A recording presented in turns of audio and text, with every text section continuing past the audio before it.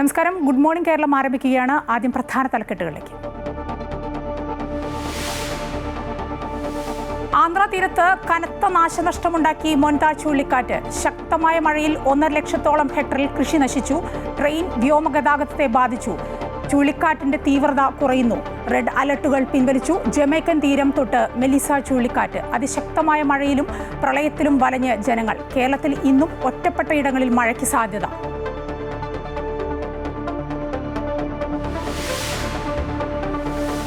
PM Shri വിവാദത്തിനിടെ നിർണായക മന്ത്രിസഭാ യോഗം ഇന്ന്. അനുനയ നീക്കത്തിന്റെ ഭാഗമായി ക്യാബിനറ്റ് യോഗം വൈകുന്നേരത്തേക്ക് മാറ്റി. CPI മന്ത്രിമാർ വിട്ടുനിൽക്കും. അവൈലബിൾ CPI സെക്രട്ടേറിയറ്റ് യോഗം രാവിലെ. UDFന്റെ സംസ്ഥാന വ്യാപക വിദ്യാഭ്യാസ ബന്ദ് ഇന്ന്.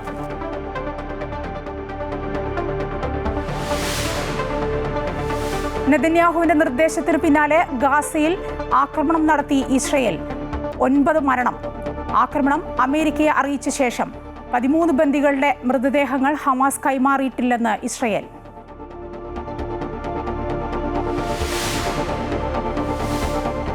ശബരിമല സ്വർണ്ണക്കൊള്ളക്കേസിൽ മുരാരി ബാബുവിനെയും ഉണ്ണികൃഷ്ണൻ പോറ്റിയെയും ഒന്നിച്ചിരുത്തി ചോദ്യം ചെയ്യും. ശബരിമലയിൽ എത്തിച്ച് തെളിവെടുത്തേക്കും. തിരുവിതാംകൂർ ദേവസ്വം ബോർഡ് യോഗം ഇന്ന്.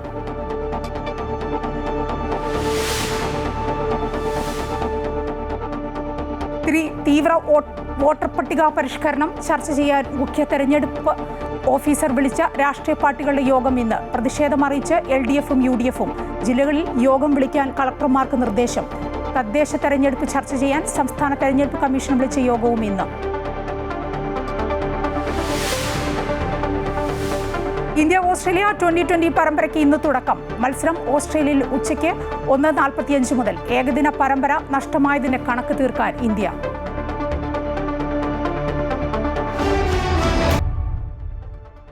ഗുഡ് മോർണിംഗ് കേരളത്തിലേക്ക് വിശദമായി. മോൻതാ ചുഴലിക്കാറ്റ് ആശങ്ക ഒഴിയുകയാണ്. ചുഴലിക്കാറ്റിന്റെ ശക്തി കുറഞ്ഞിരിക്കുന്നു. രാത്രി 12:30യോടെയാണ് കാറ്റ് ആന്ധ്രാ തീരം തൊട്ടത്.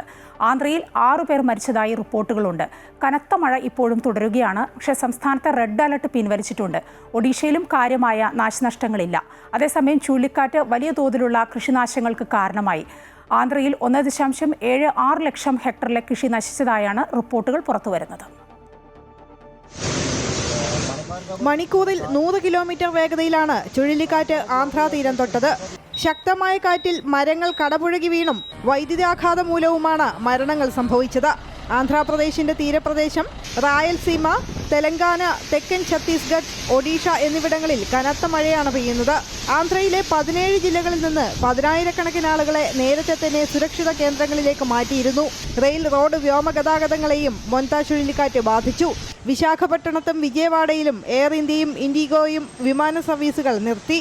വിശാഖപട്ടണം വഴിയുള്ള ട്രെയിൻ സർവീസുകൾ റെയിൽവേയും റദ്ദാക്കി. ദുരിതബാധിതർക്ക് ആവശ്യമായ സഹായം നൽകാൻ മുഖ്യമന്ത്രി N. ചന്ദ്രബാബു നായിഡു MLA-മാർക്കും MP-മാർക്കും നിർദ്ദേശം നൽകിയിട്ടുണ്ട്. ആന്ധ്ര, ഒഡീഷ തീരങ്ങളിൽ കടലാക്രമണവും രൂക്ഷമായി. ഒഡീഷയിലെ തെക്കൻ ജില്ലകളിൽ ആളുകളെ മാറ്റിപ്പാർപ്പിച്ചിട്ടുണ്ട്. ബംഗാളിലും ചുഴലിക്കാറ്റിന്റെ ഭാഗമായി കനത്ത മഴ പെയ്യുകയാണ്. ചുഴലിക്കാറ്റിന്റെ പ്രഭാവത്തിൽ ചെന്നൈ ഉൾപ്പെടെയുള്ള പ്രദേശങ്ങളിലും മഴ ശക്തമായിട്ടുണ്ട്. News desk, Amrita news. ലോകം കണ്ട ഏറ്റവും വലിയ ചുഴലിക്കാറ്റുകളിലൊന്നായ മെലിസ കരീബിയൻ ദ്വീപ് രാജ്യമായ ജമൈക്കയിൽ കരതൊട്ടു. ജമൈക്കയിലെ ന്യൂ ഹോപ്പിന് സമീപമാണ് കരതൊട്ടത്. മണിക്കൂറിൽ 185 മൈൽ വേഗതയിലാണ് കാറ്റ് വീശുന്നത്. കാറ്റിനൊപ്പം മഴയും ശക്തമാണ്. പലയിടങ്ങളും വെള്ളപ്പൊക്ക ഭീഷണിയിലാണ്. ഇതുവരെ 7 പേർ മരിച്ചതായാണ് റിപ്പോർട്ട്. 101 സെന്റിമീറ്റർ മഴയുണ്ടാകുമെന്നാണ് മുന്നറിയിപ്പ്. രാജ്യത്ത് അതീവ ജാഗ്രത പ്രഖ്യാപിച്ചിട്ടുണ്ട്. കാറ്റഗറി 5-ൽ പെടുന്ന തീവ്ര ചുഴലിയാണ് മെലിസ. കാറ്റ് ഇപ്പോൾ ക്യൂബയിലേക്ക് നീങ്ങുകയാണ്. രാജ്യത്തും അതീവ ജാഗ്രതയാണ്.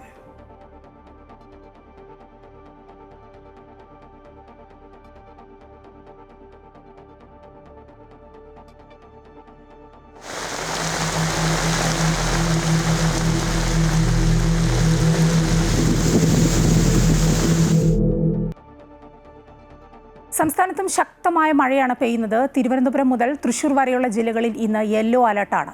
കൂടുതൽ വിവരങ്ങളുമായി ദേവിക ചന്ദ്രൻ ചേരുകയാണ്. ദേവിക, അടിക്കടി മഴ തുടരുകയാണ് സംസ്ഥാനത്ത്. കാലാവസ്ഥാ നിരീക്ഷണത്തിൻ്റെ മുന്നറിയിപ്പുകൾ ഏതു വിധത്തിലാണ്? ഇന്ന് ഏതെല്ലാം ജില്ലകളിലാണ് അലർട്ടുകൾ? ഏതൊക്കെ വിധത്തിലാണ്? മായ, ഈ മൊന്ത ചുഴലിക്കാറ്റ് കഴിഞ്ഞ ദിവസമാണ് തീരം തൊട്ടത്. അതിന്റെ ഒരു പ്രഭാവത്തിലും അറബിക്കടലിൽ ഇപ്പോൾ തീവ്ര ന്യൂനമർദ്ദം സ്ഥിതി ചെയ്യുന്നുണ്ട്. അതിന്റെ ഒരു പ്രഭാവത്തിലും വരുന്ന ദിവസങ്ങളിൽ കേരളത്തിൽ അതിശക്തമായ മഴയ്ക്ക് സാധ്യതയുണ്ട് എന്ന് തന്നെയാണ് കാലാവസ്ഥാ നിരീക്ഷണ കേന്ദ്രം മുന്നറിയിപ്പ് നൽകുന്നത്. ഈ ശക്തമായിട്ടുള്ള ഇടിമിന്നലോട് കൂടിയ മഴയ്ക്കുള്ള മുന്നറിയിപ്പാണ് നൽകിയിരിക്കുന്നത്. അതുകൊണ്ട് തന്നെ അതീവ ജാഗ്രത ആവശ്യമാണ്. കഴിഞ്ഞ ദിവസമൊക്കെ കേരളത്തിൽ പലയിടത്തും ഈ ദേശീയപാതയിലേക്ക് മണ്ണിടിഞ്ഞ് വീണൊക്കെ വലിയ അപകടങ്ങൾ ഉണ്ടായിരുന്നു, വലിയ മണ്ണിടിഞ്ഞ് വീഴുന്ന സാഹചര്യങ്ങൾ ഉണ്ടായിരുന്നു. പക്ഷേ കരുതലുണ്ടായിരുന്നത് കൊണ്ട് അത്തരത്തിലുള്ള സന്ദർഭങ്ങളിലെല്ലാം അപകടങ്ങൾ ഉണ്ടാവാതെ ഒഴിവാക്കാൻ പറ്റി.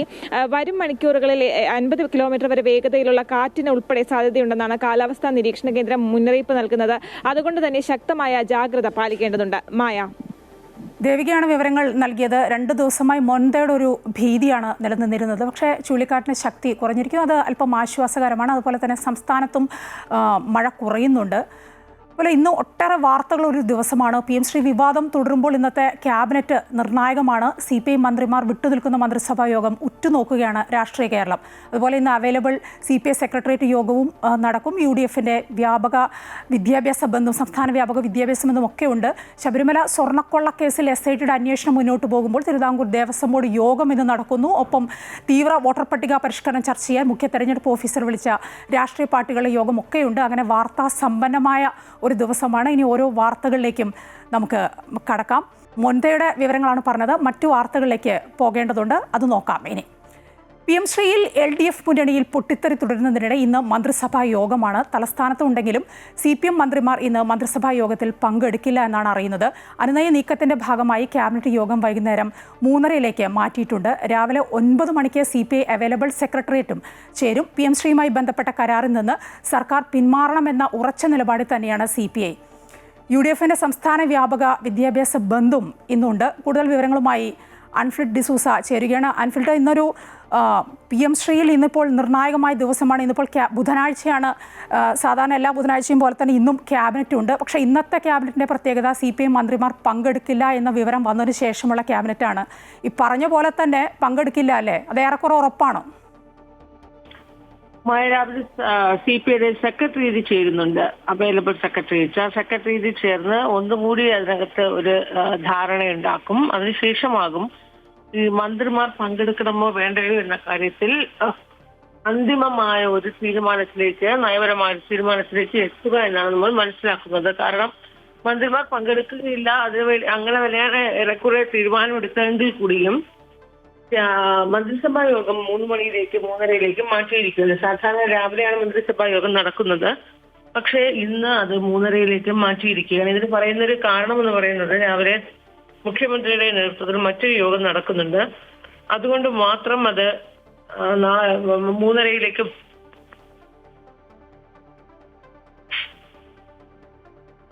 രാവിലെ മുഖ്യമന്ത്രിയുടെ നേതൃത്വത്തിൽ നെല്ല് സംഭരണവുമായി ബന്ധപ്പെട്ട യോഗം നടക്കുകയും അതുകൊണ്ട് മാത്രം വൈകിട്ടത്തേക്ക് മന്ത്രിസഭാ യോഗം മാറ്റി എന്നൊരു വിശദീകരണമാണ് നൽകുന്നതെങ്കിൽ കൂടിയും ഈ ഒരു CPI മന്ത്രിമാരുമായി CPIയുമായി ഒരു നയപരമായ ചർച്ച അല്ലെങ്കിൽ അനുനയ ചർച്ച നടത്തുന്നതിന് വേണ്ടിയുള്ള സമയം കൂടിയാണ് നൽകുന്നത്.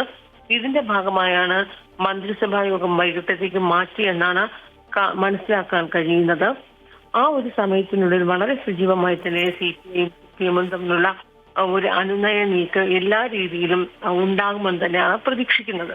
അൻഫിൽഡ്, അനുനയ നീക്കങ്ങൾ ദിവസങ്ങളായി നടക്കുന്നുണ്ട്. ഇനിയിപ്പോൾ ക്യാബിനറ്റ് വൈകുന്നേരത്തേക്ക് ആക്കിയത് കൊണ്ട് മാത്രം ഇന്നത്തെ ഈ ഒരു പകൽ സമയത്ത് നടക്കുന്ന അനുനയം കൊണ്ട് മാത്രം കാര്യങ്ങൾ മുന്നോട്ട് പോകുമോ? അതിനൊരു സാധ്യത എത്രത്തോളം ഉണ്ട് അൻഫിൽഡ്?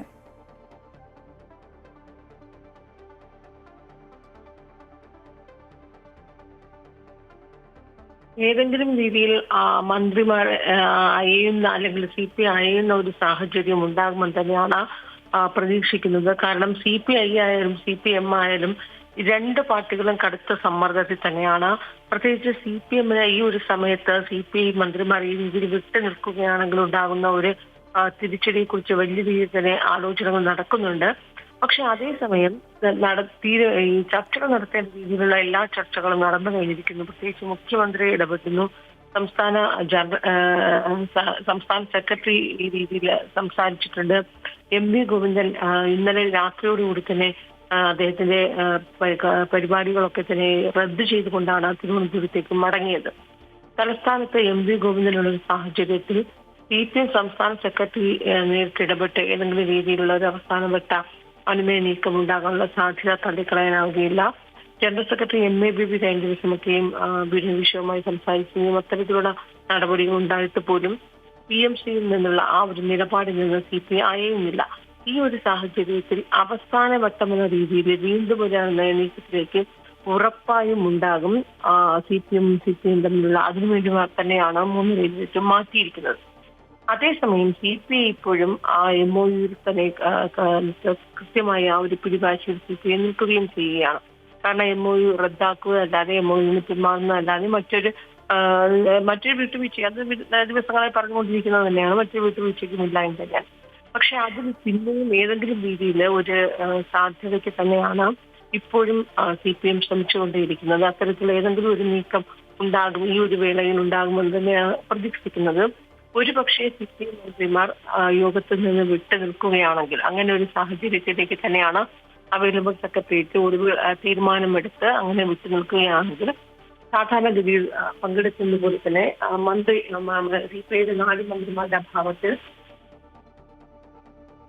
CPIയുടെ 4 മന്ത്രിമാരുടെ അഭാവത്തിൽ മന്ത്രിസഭാ യോഗം ചെയ്യും. പക്ഷെ അപ്പോൾ അവിടെ മറ്റൊരു ചോദ്യം വരുന്നുണ്ട്. ഇത്രയേറെ വിവാദമായിരിക്കുന്ന PMC, ആ PMCയുമായി ബന്ധപ്പെട്ട ഏതെങ്കിലും ഒരു വിഷയം അതുമായി ബന്ധപ്പെട്ട അജണ്ട ഇന്ന് മന്ത്രിസഭാ യോഗത്തിൽ ഉണ്ടാവുകയാണെങ്കിൽ ക്യാബിനറ്റിൽ അതിലൊരു തീരുമാനമെടുക്കുകയോ അല്ലെങ്കിൽ അതുമായി ബന്ധപ്പെട്ട ഏതെങ്കിലും ഒരു നടപടിക്രമങ്ങളിലേക്ക് പോവുകയോ ചെയ്യുകയാണെങ്കിൽ അത് വീണ്ടും കൂടുതൽ സങ്കീർണതകളിലേക്ക് മാറും. കാരണം CPI മന്ത്രിമാരുടെ അഭാവത്തിൽ അത്തരത്തിലുള്ള ഒരു നടപടിയിലേക്ക് മന്ത്രിസഭാ യോഗം തീരുമാനമെടുത്ത് മുന്നോട്ട് പോവുകയാണെങ്കിൽ പിന്നീട് മുഴുവൻ ചർച്ചകളും അല്ലെങ്കിൽ അത്തരത്തിലുള്ള അനുനയ നീക്കങ്ങൾ CPI തമ്മിലുള്ള ബന്ധത്തെ വലിയ രീതിയിൽ വിഘാതം ഉണ്ടാക്കുന്ന ഒരു കാര്യങ്ങളിലേക്കായിരിക്കും നടക്കുക. അതും CPI മന്ത്രിമാർ മുന്നോട്ട് വെക്കുന്നത്. അത്തരത്തിലുള്ള ഒരു ആശങ്ക അല്ലെങ്കിൽ അത്തരത്തിലുള്ള ഒരു നീക്കം ഉണ്ടാകുമോ എന്നും CPI ഇപ്പോഴും ആലോചനയിലാണ്. ഇതൊക്കെ കണക്കിലാക്കി തന്നെയാണ് ഇന്ന് CPIയുടെ അവൈലബിൾ സെക്രട്ടേറിയറ്റ് ചേരുന്നത്. ഇന്ന് UDFന്റെ സംസ്ഥാന വ്യാപക വിദ്യാഭ്യാസ ബന്ധമാണല്ലോ ഇന്ന് സംസ്ഥാനത്ത്.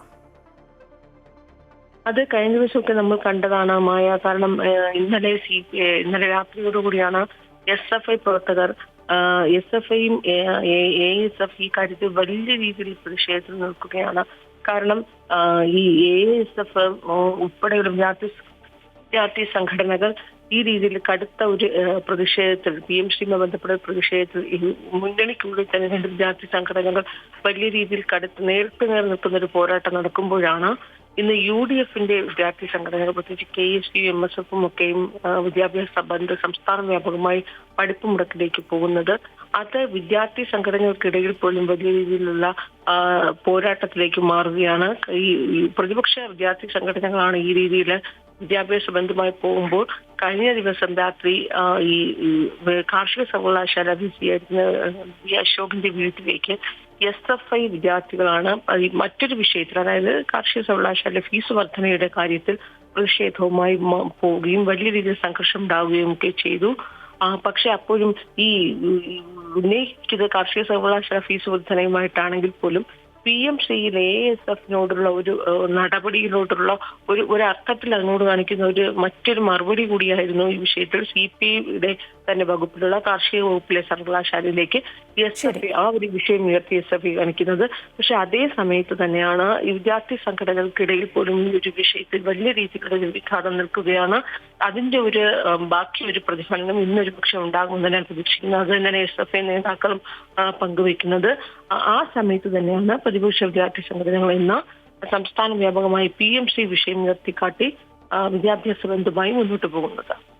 ആൻഫ്രഡ് ഡിസൂസയാണ് വിവരങ്ങൾ നൽകിക്കൊണ്ടത്. PMCയിൽ LDF മുന്നണിയിൽ പൊട്ടിത്തെറി തുടരുന്നതിനിടെ ഇന്നിപ്പോൾ ക്യാബിനറ്റുണ്ട്. ക്യാബിനറ്റിൽ CPI മന്ത്രിമാർ പങ്കെടുത്തേക്കില്ല എന്നാണ് അറിയുന്നത്.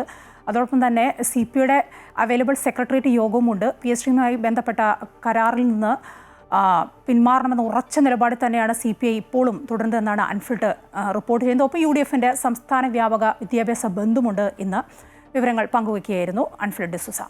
സംസ്ഥാനത്തെ നെല്ല് സംഭരണത്തിലെ പ്രതിസന്ധി ചർച്ച ചെയ്യാൻ വിളിച്ച മന്ത്രിമാരുടെ ഉന്നതതല യോഗം ഇന്ന് ചേരും. മുഖ്യമന്ത്രിയുടെ ഓഫീസിനോട് ചേർന്ന കോൺഫറൻസ് ഹാളിലാണ് യോഗം ചേരുക. ഭക്ഷ്യ കൃഷി വകുപ്പ് മന്ത്രിമാർക്ക് പുറമെ ധനമന്ത്രി KN Balagopal, K Krishnankutty, VN Vasavan ഉൾപ്പെടെയുള്ളവരും യോഗത്തിന്റെ ഭാഗമാകും. എറണാകുളത്ത് ഇന്നലെ യോഗം നിശ്ചയിച്ചിരുന്നുവെങ്കിലും മില്ലുടമകൾ ഇല്ലാതിരുന്നതിനാൽ മുഖ്യമന്ത്രി ഇടപെട്ട് യോഗം ഇന്നത്തേക്ക് മാറ്റുകയായിരുന്നു. ശബരിമല സ്വർണ്ണക്കൊള്ളയിലെ പ്രതികളായ മുരാരി ബാബുവിനെയും ഉണ്ണികൃഷ്ണൻ പോറ്റിയെയും ഇന്ന് ഒന്നിച്ചിരുത്തി SIT ചോദ്യം ചെയ്യും. പോറ്റിയുടെ കസ്റ്റഡി കാലാവധി അവസാനിക്കാനിരിക്കെയാണ് നിർണായകമായ ചോദ്യം ചെയ്യൽ. രണ്ടുപേരെയും നാളെ ശബരിമലയിൽ കൊണ്ടുപോയി തെളിവെടുപ്പ് നടത്തിയേക്കും. ബാംഗ്ലൂരിൽ നിന്ന് പിടിച്ചെടുത്ത സ്വർണം ഇന്ന് കോടതിയിൽ ഹാജരാക്കും. വിവാദങ്ങൾക്കിടെ ശബരിമല തീർത്ഥാടനത്തിന് മുന്നൊരുക്കങ്ങൾ ചർച്ച ചെയ്യുന്നതിനായി തിരുവിതാംകൂർ ദേവസ്വം ബോർഡിന്റെ യോഗവും ഇന്ന് ചേരും. കൂടുതൽ വിവരങ്ങളുമായി കണ്ണൻ ദേവ് ചേരുകയാണ്. കണ്ണൻ, ശബരിമല സ്വർണ്ണക്കൊള്ളക്കേസിൽ മുരാരി ബാബുവിനെയും ഉണ്ണികൃഷ്ണൻ പോറ്റിയെയും ഒന്നിച്ചിരുത്തി ചോദ്യം ചെയ്യും ഇന്ന്. ആദ്യമായാണ് ഇവരെ ഒന്നിച്ചിരുത്തി ഒരു ചോദ്യം ചെയ്യൽ. ഇത് എത്രത്തോളം നിർണായകമാണ്? കൂടുതൽ വിവരങ്ങൾ പുറത്തു വരാനുള്ള സാധ്യതയില്ല ഈ ചോദ്യം ചെയ്യലിലൂടെ? തീർച്ചയായും ഇന്നലെയാണ് റാന്നി കോടതിയിൽ നിന്ന് ഈ മുരാരി ബാബുവിനെ കസ്റ്റഡിയിൽ വാങ്ങിയത്. അതിനുശേഷം ഈ ഉണ്ണികൃഷ്ണൻ പോറ്റിയെയും മുരാരി ബാബുവിനെയും അടക്കം ഒന്നിച്ചിരുത്തി ചോദ്യം ചെയ്യുന്ന അടക്കമുള്ള കാര്യങ്ങൾ കോടതി അറിയിച്ച ശേഷമാണ് ഇത്തരത്തിൽ കസ്റ്റഡിയിൽ വാങ്ങിയത്. അത്തരത്തിൽ നിർണായകമായ ചോദ്യം ചെയ്യലാണ് ഇപ്പോൾ നടക്കുന്നത്. ഈ മുരാരി ബാബുവിനെയും ഉണ്ണികൃഷ്ണൻ പോറ്റിയും ഈ കേസിലെ പ്രധാനപ്പെട്ട പ്രതികളാണ്. ഇവരെ ഒന്നിച്ചിരുത്തി ചോദ്യം ചെയ്യുന്നതിലൂടെ നിർണായകമായ തെളിവുകൾ അന്വേഷണ സംഘത്തിന് ലഭിക്കും. അതിനുശേഷം ഇരുവരെയും ഒരുമിച്ച് ശബരിമലയിൽ തെളിവെടുപ്പിന് കൊണ്ടുപോകാനും പ്രത്യേക അന്വേഷണ സംഘം ആലോചിക്കുന്നുണ്ട്. ഇന്നല്ലെങ്കിൽ നാളെ തന്നെ ഇത്തരത്തിൽ ഇരുവരെയും ശബരിമലയിൽ എത്തിച്ച് തെളിവെടുപ്പ് നടത്താനുള്ള സാധ്യതയുണ്ട്. നാളെ ഉണ്ണികൃഷ്ണൻ പോറ്റിയുടെ കസ്റ്റഡി കാലാവധി അവസാനിക്കുകയാണ്. ഈ കസ്റ്റഡി കാലാവധി നീട്ടിച്ചോദിക്കാനാണ് അന്വേഷണ സംഘത്തിന്റെ നീക്കം. അതിനുശേഷം ഇനിയും പ്രതിപട്ടികയിൽ മറ്റ് ആളുകളുണ്ട്. ഈ പ്രതിപട്ടികയിലുള്ള ആളുകളെയൊക്കെ ചോദ്യം ചെയ്യേണ്ടതുണ്ട്. അവരെ ചോദ്യം ചെയ്യുന്ന അടക്കമുള്ള കാര്യങ്ങളിലേക്ക് അന്വേഷണ സംഘം കടക്കും. ഈ ശബരിമലയിലെ ഈ ദ്വാരപാലക ശില്പത്തിലെ സ്വർണ്ണപ്പാളികൾ ഈ ഉണ്ണികൃഷ്ണൻ പോറ്റിയും സംഘവും ഒരുക്കിയെന്നും അത് ബെല്ലാരിയിലെ ഗോവർദ്ധൻ എന്ന സ്വർണ്ണ വ്യാപാരിക്ക് വിറ്റുവെന്നും കണ്ടെത്തിയിരുന്നു. ഇത് ഇനി ഈ സ്വർണ്ണപ്പാളികൾ ശബരിമലയിലെ ദ്വാരപാലക ശില്പത്തിൽ നിന്നും ഒരുക്കിയെടുത്ത സ്വർണം തന്നെയാണോ എന്നതടക്കം സ്ഥിരീകരിക്കേണ്ടതുണ്ട്. അത്തരത്തിലുള്ള കാര്യങ്ങളിലൊക്കെ ഇനിയും അന്വേഷണ സംഘം കടക്കും. എന്തായാലും നിർണായകമായ ചോദ്യം ചെയ്യൽ തന്നെയാണ്, നിർണായകമായ വിവരങ്ങൾ ലഭിക്കാനുള്ള ചോദ്യം ചെയ്യൽ തന്നെയാണ് ഇനി ഇന്നും നാളെയുമായൊക്കെ നടക്കാനിരിക്കുന്നത്. മായ കണ്ണൻ, വിവാദങ്ങൾ ഒഴിയുന്നില്ല. SITയുടെ ചോദ്യം ചെയ്യലൊക്കെ തുടരുന്നു. അതൊരു ഭാഗത്ത് നടക്കട്ടെ. ഒപ്പം ഇന്നിപ്പോൾ തിരുവിതാംകൂർ ദേവസ്വം ബോർഡിന്റെ ഒരു യോഗവുമുണ്ട്.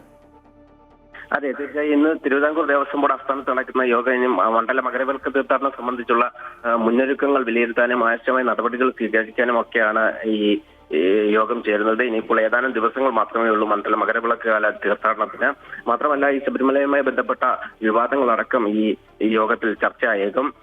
മാത്രമല്ല ഇനിയിപ്പോ ഇപ്പോഴത്തെ പ്രസിഡന്റ് PS പ്രശാന്ത് അതുപോലെ അംഗങ്ങളടക്കം ഇവരുടെ കാലാവധി നീട്ടി നൽകുമോ എന്ന കാര്യത്തിലൊക്കെ തീരുമാനമാവാതെ ഇരിക്കുകയാണ്. ഇക്കാര്യത്തിലൊക്കെ ഈ കാര്യങ്ങൾ തീരുമാനമാവാതെ ഇരിക്കുന്ന സമയത്താണ് ഇപ്പോൾ ഈ യോഗം നടക്കുന്നത്. ഇനിയിപ്പോ ശബരിമല മണ്ഡലകാലം തുടങ്ങാൻ ദിവസങ്ങൾ മാത്രമാണ് ശേഷിക്കുന്നത്. അത്തരത്തിൽ കഴിഞ്ഞ തവണ വളരെ പരാതിരഹിതമായ തീർത്ഥാടനം ഒരുക്കിയതിൽ ഈ PS പ്രശാന്ത് അടക്കം വളരെ പ്രശംസ പിടിച്ചു പറ്റിയിരുന്നു. ഇതൊക്കെ പരിഗണിച്ച് വീണ്ടും കാലാവധി നീട്ടിക്കൊടുക്കുമോ എന്ന കാര്യമൊക്കെ അറിയേണ്ടതുണ്ട്. ഇക്കാര്യമൊക്കെ സംസ്ഥാന സർക്കാരിന്റെ പരിഗണനയിലാണ്. എന്തായാലും മണ്ഡലകാലം തുടങ്ങുന്നതിന് ഏതാനും ദിവസങ്ങൾക്ക് മുൻപ് മാത്രമാണ് ഈ പ്രശാന്തിന്റെ അടക്കം കാലാവധി കഴിയുന്നത്. ഈ സമയത്ത് പുതിയ ഭരണസമിതി വന്നാൽ ഇനി അവർക്ക് തീർത്ഥാടനം സുഖമായി കൊണ്ടുപോകാൻ കഴിയുമോ എന്ന കാര്യത്തിലൊക്കെ ആശങ്ക നിലനിൽക്കുന്നുണ്ട്. ഇതിനിടെയാണ് ഇപ്പോൾ ഈ ദേവസ്വം ബോർഡ് ആസ്ഥാനത്ത് യോഗം ചേരുന്നത്. ഇവിടെ ഇന്നത്തെ യോഗത്തിൽ നിർണായകമായ തീരുമാനങ്ങളൊക്കെ ആകും. ഈ മണ്ഡലകാല തീർത്ഥാടനം സംബന്ധിച്ചൊക്കെ. കണ്ണൻ, ഒരു സംശയം, ഈ പ്രശാന്തിന്റെ കാലാവധി കഴിയുന്നത് ഈ മണ്ഡലകാലം ആരംഭിക്കുന്നതിന് മുൻപാണോ? അതെ, തീർച്ചയായും ഈ മണ്ഡലകാലം ആരംഭിക്കുന്നതിന് മുൻപാണ് ദേവസ്വം ബോർഡ് പ്രസിഡന്റിന്റെ കാലാവധി കഴിയുന്നത്. ഈ തീർത്ഥാടനം തുടങ്ങുന്നതിന് തൊട്ട് മുൻപ് മറ്റൊരാളെ പ്രസിഡന്റ് ആക്കി വന്നാൽ എങ്ങനെ തീർത്ഥാടനം സുഗമമായി മുന്നോട്ട് കൊണ്ടുപോകാൻ കഴിയുമോ എന്ന കാര്യത്തിലൊക്കെ ആശങ്ക നിലനിൽക്കുന്നുണ്ട്. എന്തായാലും അത്തരം കാര്യം നിൽക്കുമ്പോൾ വീണ്ടും PS പ്രശാന്തിനെ തന്നെ പരിഗണിക്കാനാണ് ഒരു സാധ്യത. കഴിഞ്ഞ തവണയൊക്കെ വളരെ മികച്ച രീതിയിൽ തീർത്ഥാടനം നടത്തിയ ആളാണ്. ഈ തീർത്ഥാടനം സുഗമമായി നടത്താൻ ഒരുക്കങ്ങൾ നടത്തിയ ആളാണ് ഈ പ്രശാന്ത് അടക്കമുള്ള അംഗങ്ങളും. ഈ കാലാവധി തീരുന്നതിന് മുൻപ് ഈ മണ്ഡലകാലം തുടങ്ങുകയാണ്. കഴിഞ്ഞതിന് ശേഷം മണ്ഡലകാലം തുടങ്ങുകയാണ്. അക്കാര്യത്തിൽ സംസ്ഥാന സർക്കാരാണ് ഈ തീരുമാനങ്ങളൊക്കെ എടുക്കേണ്ടതുമായി. കണ്ണൻ ദേവാണ് വിവരങ്ങൾ നൽകിക്കൊണ്ടിരുന്നത്. തീവ്ര വോട്ടർ പട്ടിക പരിഷ്കരണത്തെപ്പറ്റി ചർച്ച ചെയ്യാൻ മുഖ്യ തെരഞ്ഞെടുപ്പ് ഓഫീസർ വിളിച്ച രാഷ്ട്രീയ പാർട്ടികളുടെ യോഗം ഇന്ന് തിരുവനന്തപുരത്ത് ചേരും.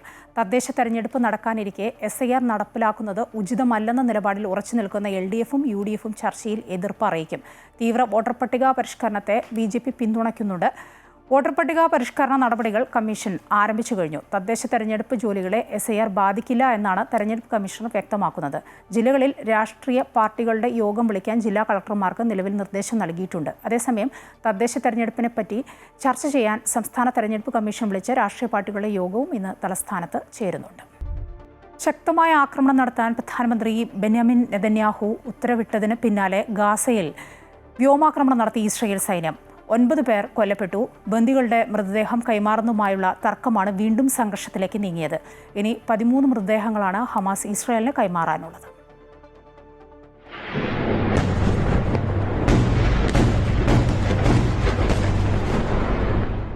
തെക്കൻ ഗാസയിൽ ഇസ്രായേൽ സൈന്യത്തിനു നേരെ ഹമാസ് വെടിയുതിർത്തെന്ന് ആരോപിച്ചാണ് പ്രത്യാക്രമണത്തിന് സൈന്യത്തോട് പ്രധാനമന്ത്രി നെതന്യാഹു നിർദ്ദേശിച്ചത്. ഉത്തരവിന് പിന്നാലെ ഗാസയിൽ ഇസ്രായേലിന്റെ വ്യോമാക്രമണത്തിൽ നിരവധി പേർ കൊല്ലപ്പെട്ടു. അതേസമയം ഇസ്രായേൽ കരാർ ലംഘിക്കുകയാണെന്ന് ഹമാസും ആരോപിക്കുന്നു. ബന്ദികളുടെ മൃതദേഹം കൈമാറുന്നതുമായി ഉണ്ടായ തർക്കമാണ് വീണ്ടും ആക്രമണത്തിലേക്ക് നീങ്ങിയത്. ആക്രമണ ഭീഷണി ഉയർന്ന സാഹചര്യത്തിൽ ബന്ദികളുടെ മൃതദേഹം കൈമാറുന്നത് വൈകുമെന്ന് ഹമാസ് പ്രതികരിച്ചു. ബന്ദികളുടെ മൃതദേഹം കൈമാറുന്നതിൽ ഹമാസ് തെറ്റിദ്ധാരണ പ്രചരിപ്പിക്കുന്നുവെന്നാണ് ഇസ്രായേലിന്റെ ആരോപണം. അതേസമയം ഹമാസ് കൈമാറിയ ശരീരഭാഗങ്ങൾ 2 വർഷം മുൻപ് മരിച്ച ബന്ദിയുടെ മൃതദേഹാവശിഷ്ടങ്ങളാണെന്നും നെതന്യാഹു ആരോപിച്ചു. മൃതദേഹം കുഴിച്ചെടുത്തതായി കാണിക്കാൻ കെട്ടിടത്തിൽ നിന്ന് എടുത്ത മൃതദേഹം കൃത്രിമമായി മണ്ണിട്ട് മൂടിയ ശേഷം റെഡ് ക്രോസിനെ അറിയിച്ച് പുറത്തെടുത്തുവെന്നാണ് ആരോപണം. അതേസമയം കെട്ടിടാവശിഷ്ടങ്ങൾക്കിടയിൽ നിന്ന് മൃതദേഹങ്ങൾ ഉടൻ വീണ്ടെടുക്കാനാവില്ലെന്നാണ് ഹമാസിന്റെ വിശദീകരണം.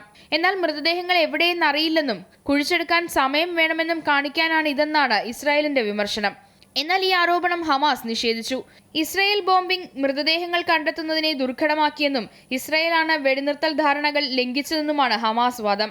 ഇനി 13 മൃതദേഹങ്ങളാണ് ഹമാസ് ഇസ്രായേലിന് കൈമാറാനുള്ളത്. US മധ്യസ്ഥതയിൽ ഉണ്ടാക്കിയ വെടിനിർത്തൽ കരാറിന്റെ ലംഘനമെന്ന് നെതന്യാഹു വിമർശിച്ചു. അതേസമയം കൂടുതൽ തിരിച്ചടിക്ക് തയ്യാറെടുക്കുകയാണ് Israel.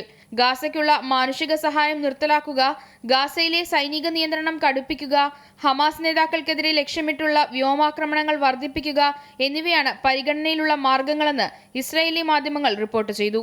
News desk Amrita news.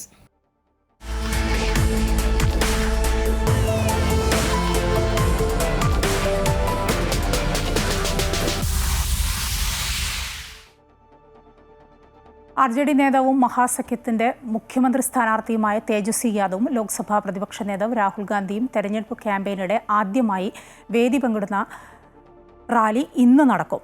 മുസഫർപൂരിലും ദർഭംഗയിലും നടക്കുന്ന സംയുക്ത റാലികളെയാണ് തേജസ്വിയും രാഹുലും അഭിസംബോധന ചെയ്യുക. കോൺഗ്രസ് അധ്യക്ഷൻ മല്ലികാർജ്ജുൻ ഖാർഗെയും തെരഞ്ഞെടുപ്പ് റാലികളിൽ പങ്കെടുത്തേക്കും. ബീഹാറിലെ തെരഞ്ഞെടുപ്പ് പ്രചാരണത്തിൽ രാഹുൽ ഗാന്ധിയുടെ അസാന്നിധ്യം ചർച്ചയായിട്ടുണ്ട്. കഴിഞ്ഞ ദിവസം നടന്ന മഹാഗഡ്ബന്ധന്റെ പ്രകടന പത്രിക പുറത്തിറക്കൽ ചടങ്ങിലും രാഹുൽ ഗാന്ധി പങ്കെടുത്തിരുന്നില്ല. ഈ സാഹചര്യത്തിൽ രാഹുൽ പങ്കെടുക്കുന്ന റാലി മഹാസഖ്യത്തിന്റെ ശക്തി പ്രകടനം കൂടിയാകുമെന്നാണ് വിലയിരുത്തപ്പെടുന്നത്. തിരഞ്ഞെടുപ്പ് ചൂടിൽ തിളച്ചുമറിയുകയാണ് ബീഹാർ. മുൻവർഷങ്ങളിൽ പോലെ തന്നെ ജാതി സമവാക്യങ്ങളാണ് ഇത്തവണയും ബീഹാറിന്റെ വിധി നിർണ്ണയിക്കുക. തീവ്ര വോട്ടർ പട്ടികയും ജാതി സർവേയും നടപ്പാക്കിയ ശേഷം നടക്കുന്ന ആദ്യ തെരഞ്ഞെടുപ്പാണ് ബീഹാറിലേത്.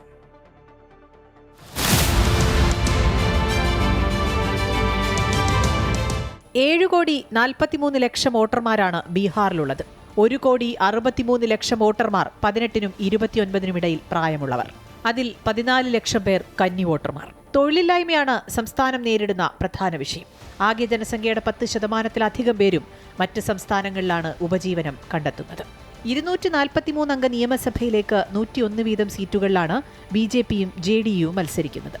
ചിരാഗ് പാസ്വാന്റെ LJP 28, രാഷ്ട്രീയ ലോക് മോർച്ച 6, ഹിന്ദുസ്ഥാനി അവാമി മോർച്ച 6 എന്നിങ്ങനെയാണ് NDA സഖ്യത്തിലെ മറ്റു കക്ഷികൾ. BJPയുടെ 101 സ്ഥാനാർത്ഥികളുടെ പട്ടികയിൽ 50% പേരും മുന്നോക്ക ജാതിക്കാരാണ്. JDU നേതാവും മുഖ്യമന്ത്രിയുമായ നിതീഷ് കുമാർ സാമ്പത്തികമായി പിന്നാക്കം നിൽക്കുന്നവർക്കും ദളിതർക്കും സ്ത്രീകൾക്കുമായി നിരവധി പദ്ധതികൾ ആവിഷ്കരിച്ചിട്ടുണ്ട്. ഇത് പാർട്ടിക്ക് വലിയ രീതിയിൽ ഗുണം ചെയ്യുമെന്നാണ് പ്രതീക്ഷ.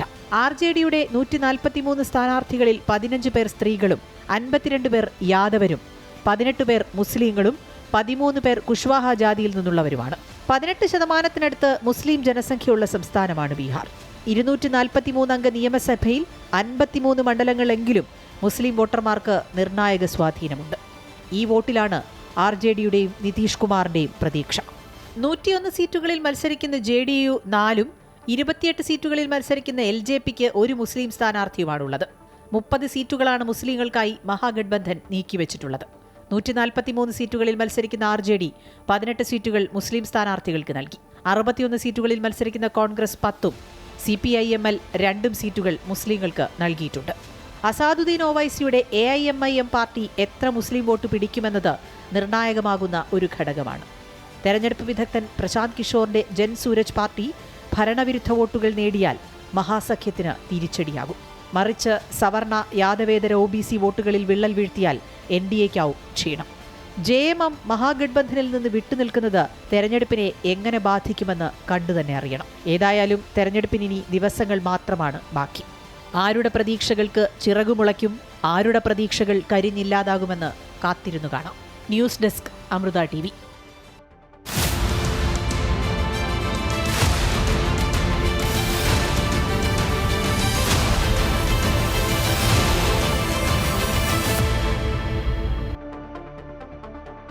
രാഷ്ട്രീയ ചൂടുമാറ്റങ്ങളിലൂടെ ശ്രദ്ധിക്കപ്പെട്ട ഗ്രാമപഞ്ചായത്തുകളിലൊന്നാണ് കോട്ടയം ജില്ലയിലെ പൂഞ്ഞാർ തെക്കേക്കര. 2020-ൽ ആർക്കും ഭൂരിപക്ഷം ലഭിക്കാതിരുന്ന പഞ്ചായത്തിൽ CPM സ്ഥാനാർത്ഥിയായി വിജയിച്ചു വന്ന ജോർജ് മാത്യു കേരള ജനപക്ഷത്തിന്റെ കൂടി പിന്തുണയോടെ ഇവിടെ പ്രസിഡന്റായി. രാജിവെക്കാനുള്ള പാർട്ടി നിർദ്ദേശം ലംഘിച്ചതോടെ CPM ജോർജ് മാത്യുവിനെ പുറത്താക്കിയെങ്കിലും പ്രസിഡന്റ് സ്ഥാനത്ത് 5 വർഷം പൂർത്തിയാക്കാൻ ഒരുങ്ങുകയാണ് കേരള ജനപക്ഷത്തിന് പിന്നാലെ BJPയിലെത്തിയ ജോർജ് മാത്യു. പൂഞ്ഞാർ തെക്കേക്കര ഗ്രാമപഞ്ചായത്തിലെ 14-അംഗ ഭരണസമിതിയിലേക്ക് 2020-ൽ നടന്ന തെരഞ്ഞെടുപ്പിൽ LDFനും UDFനും 5 വീതം സീറ്റുകളും PC ജോർജിന്റെ കേരള ജനപക്ഷത്തിന് 4 സീറ്റുകളും നേടാനായി. പ്രസിഡന്റ് സ്ഥാനത്തേക്ക് നടന്ന മത്സരത്തിൽ ആദ്യ റൗണ്ടിൽ പുറത്തായ ജനപക്ഷത്തിന്റെ 2 അംഗങ്ങൾ 2ാം റൗണ്ടിൽ LDFന്റെ സ്ഥാനാർത്ഥി ജോർജ് മാത്യുവിന് അനുകൂലമായി വോട്ട് ചെയ്തു. ഇതോടെ CPM പ്രതിനിധിയായ ജോർജ് മാത്യു പ്രസിഡന്റായി. PC ജോർജിന്റെ പാർട്ടിയുടെ പിന്തുണയോടെ ഭരണം നടത്തേണ്ടതില്ല എന്ന CPM തീരുമാനത്തെ തുടർന്ന് ജോർജ് മാത്യുവിനോട് രാജിവെക്കാൻ നേതൃത്വം ആവശ്യപ്പെട്ടെങ്കിലും ജോർജ് മാത്യു തയ്യാറായില്ല. തുടർന്ന് പാർട്ടിയിൽ നിന്നും പുറത്താക്കപ്പെട്ട ജോർജ് മാത്യു ജനപക്ഷത്തിന്റെ പിന്തുണയോടെ പ്രസിഡന്റ് സ്ഥാനത്ത് തുടർന്നു. കഴിഞ്ഞ 5 വർഷം പൂഞ്ഞാർ തെക്കേക്കര പഞ്ചായത്തിൽ സർവ്വതല സ്പർശിയായ വികസനം നടപ്പാക്കാനായെന്ന് ജോർജ് മാത്യു പറഞ്ഞു. 3 തവണ 100% ഫണ്ട് വിനിയോഗിച്ചതും 100% നികുതി പിരിവ് എന്ന നേട്ടവും അടക്കം ഇതിന് തെളിവായി അദ്ദേഹം ചൂണ്ടിക്കാട്ടുന്നു. കേന്ദ്ര സംസ്ഥാന ഗവൺമെൻറ്റുകൾ അനുവദിച്ചു തന്നിട്ടുള്ള ഫണ്ട് അത് പൂർണ്ണമായും ജനങ്ങളുടെ ക്ഷേമത്തിനും വികസന പ്രവർത്തനങ്ങൾക്കും വേണ്ടി വിനിയോഗിക്കാൻ കഴിഞ്ഞു. അതോടൊപ്പം തന്നെ നികുതി പിരിവിലും ഗ്രാമപഞ്ചായത്തിന് 100% നേട്ടം കൈവരിക്കാൻ കഴിഞ്ഞു.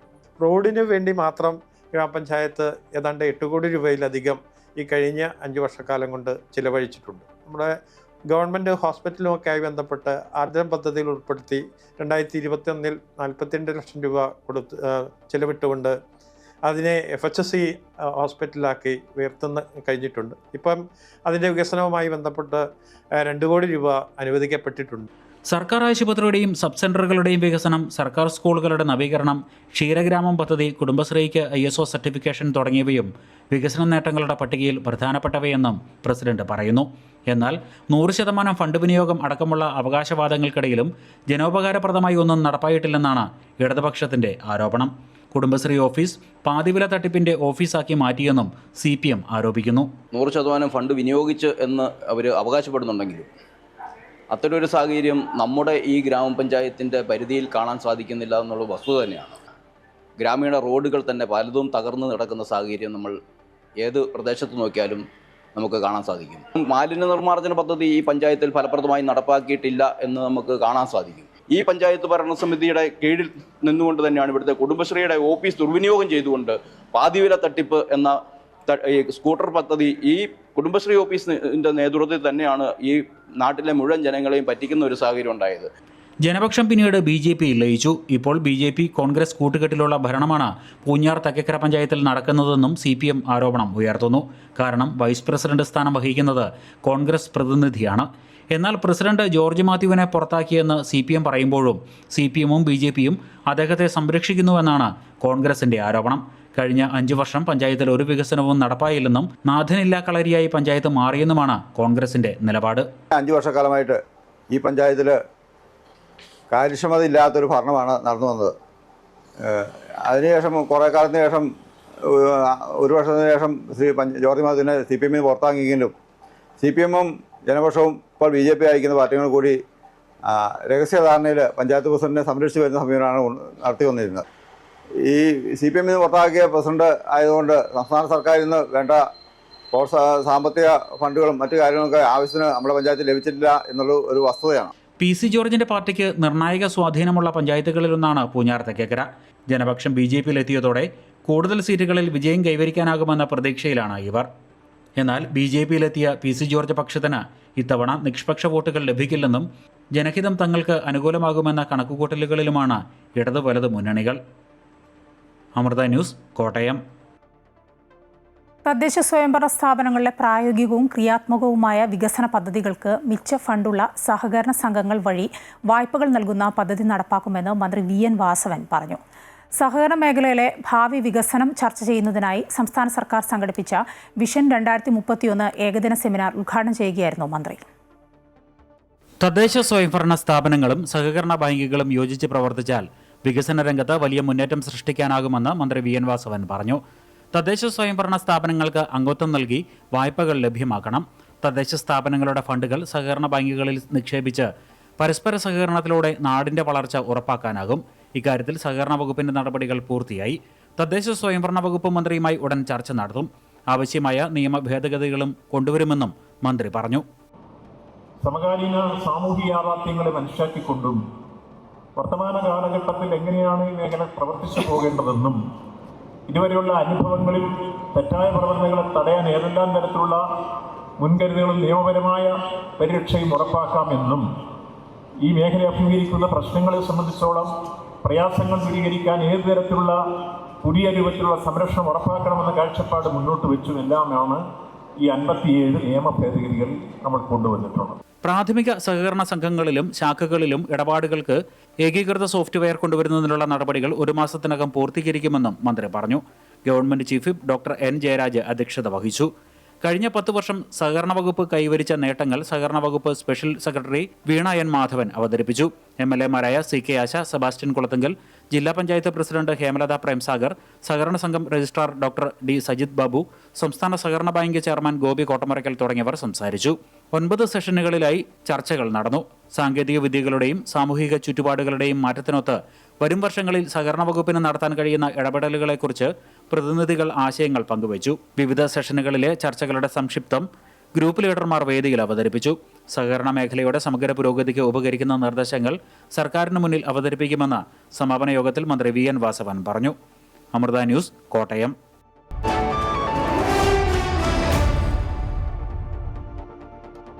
വിപണി വിലയിരുത്തലുമായി ധനകാര്യ ഓഹരി വിദഗ്ധൻ K ദിലീപ് ചേരുകയാണ്. പോയ വാരം വിപണി ഇന്നും നേട്ടത്തിൽ തന്നെ വ്യാപാരം തുടങ്ങാമെങ്കിലും വളരെ ഉയർന്ന തോതിലുള്ള കയറ്റിറക്കങ്ങൾ പ്രതീക്ഷിക്കുന്നുണ്ട്.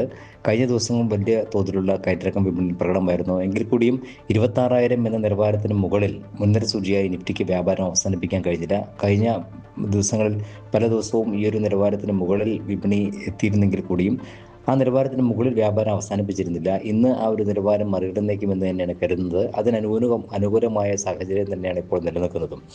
ആഗോള വിപണികളിൽ മുന്നേറ്റം തുടരുക തന്നെയാണ്. പ്രത്യേകിച്ചും US വിപണിയിൽ നേട്ടത്തിൽ വ്യാപാരം പുരോഗമിക്കുന്നു.